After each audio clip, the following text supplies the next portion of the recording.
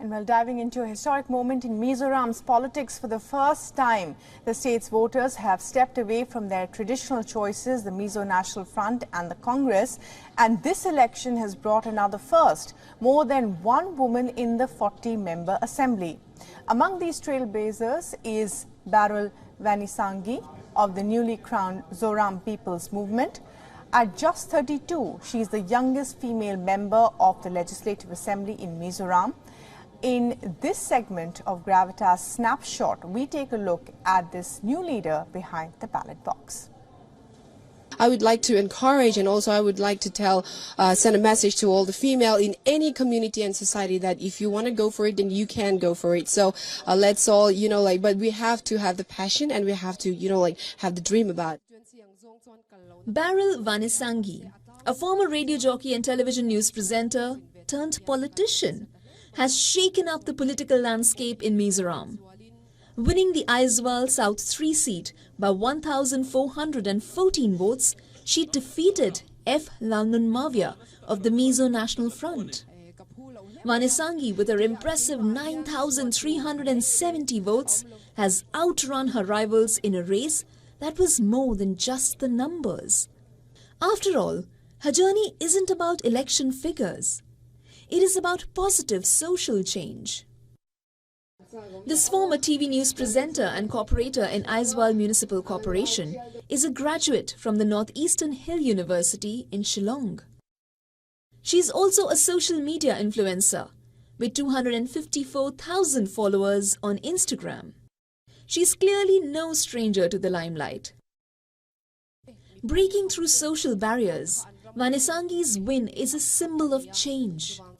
She sees her victory as a proud moment for women and a chance to alter the system and live up to expectations. But her road to power hasn't been easy. As a young woman in politics, she often had to fight to be taken seriously. Now her message to women everywhere? Don't let gender stop you from pursuing your passions. And she is not alone in this historic shift. Joining her in the assembly are ex-India footballer J.J. Lalrinpui of the Mizoram People's Movement and the Mizo National Front's Prova Chakma. In a series of firsts, Lalrinpui beat her Congress opponent in Lumlei East, while Chakma secured the West Thuipui seat. These achievements should be seen in the broader context. Out of the 174 candidates contesting the Mizoram election, only 16 were women. Yet, despite these odds, 3 women became members of Legislative Assembly, making it the first time in the state's history. It is truly a new era for women in Mizoram's politics. But let's focus back on Vanisangi. Her vision extends beyond just being a member of Legislative Assembly. In a recent interview, she expressed her desire to revolutionize Mizoram's education sector. Young, energetic and daring, she believes her age is an asset to bring fresh ideas to the table. So moving on from radio waves to making political waves, Vanisangi's unique transition is definitely admirable. It's being seen as a real-world example of breaking the glass ceiling. Her story is a reminder that change often starts with a single voice daring to speak.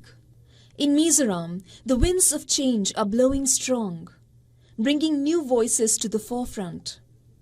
With Barul Vanisangi not just a name on a ballot, but a symbol of a new era.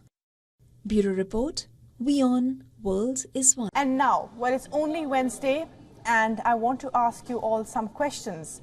Has your work even been a productive week for you? Did you have a good start to the week? Do you look forward to going home every day after work? If the answer to all of those questions is yes, you are certainly a lucky minority. How does your life at home impact your professional life? It's a question we often ask ourselves. It's been the subject of multiple surveys and debates. TED Talks have been dedicated to achieving the perfect work-life balance. We've often heard our parents tell us, don't bring your work home. leave the stress of the job at office. Switch off your phone after work. That meeting or Zoom call is not as important as your kid's bedtime. What about the other way around? Can stress at home impact your performance at work?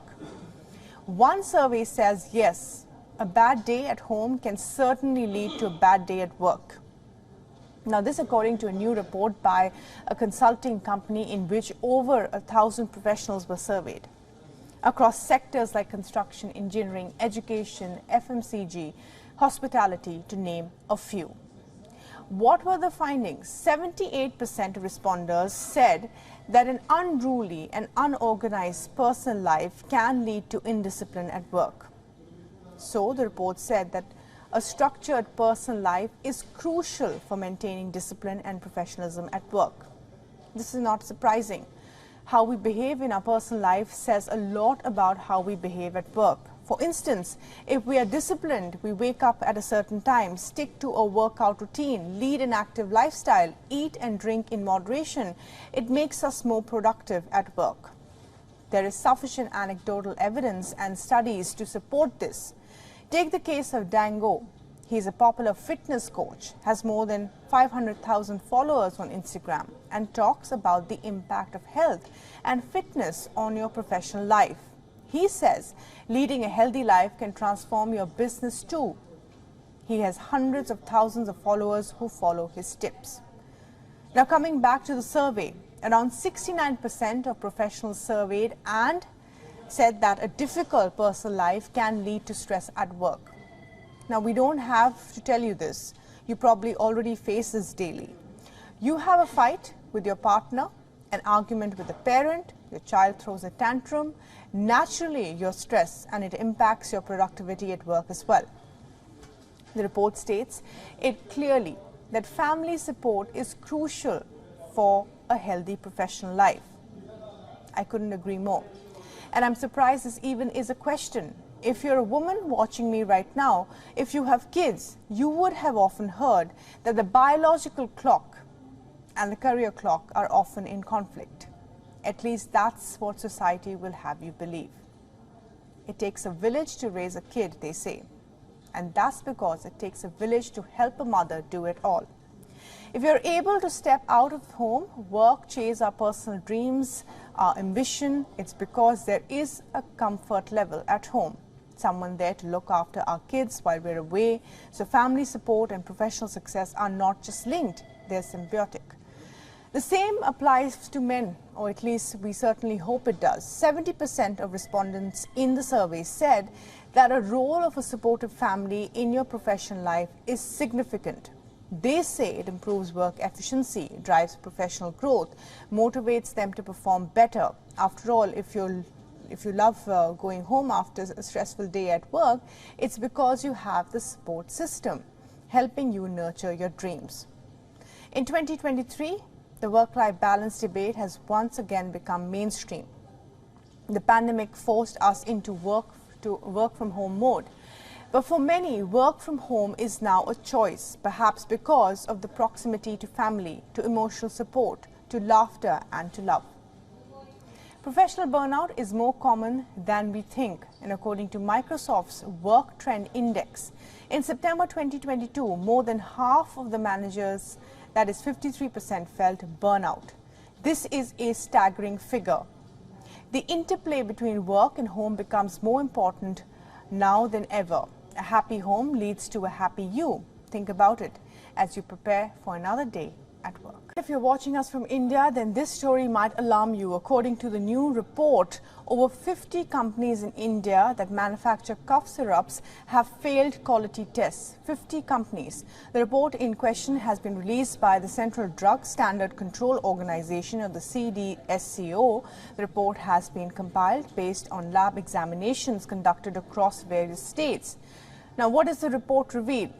Let's take you through the findings. To start with, the report was conducted over 2,000 tests. Out of this, 128 tests failed to meet the standard quality requirements. They belong to at least 54 different companies. Now let's break the findings out for you. The Food and Drug Lab of Gujarat analyzed 385 samples. Out of this, 51 from 20 manufacturers failed the quality tests. Similarly, the Central Drugs Testing Lab in Mumbai analyzed 523 samples. Out of this, 10 samples from 10 firms failed the tests. Then we have the Regional Drug Testing Lab in Chandigarh. It released over 284 test reports. Out of this, 23 samples from 10 firms were found to be of substandard quality. The Pharma Commission in Ghaziabad released 502 reports. Of this, 29 samples from 9 firms failed the quality test. Now, these test reports are from lab examinations which were concluded across various Indian states. The tests were conducted after questions were raised on the effectiveness of these cough syrups. The Indian agencies in question decided to conduct these tests to show how India is being vigilant. It has initiated a process of tough scrutiny of such brands who may be selling substandard products, who may not be compliant with the prescribed specifications. It is also trying to check if such products contain any harmful substances that could pose health risks.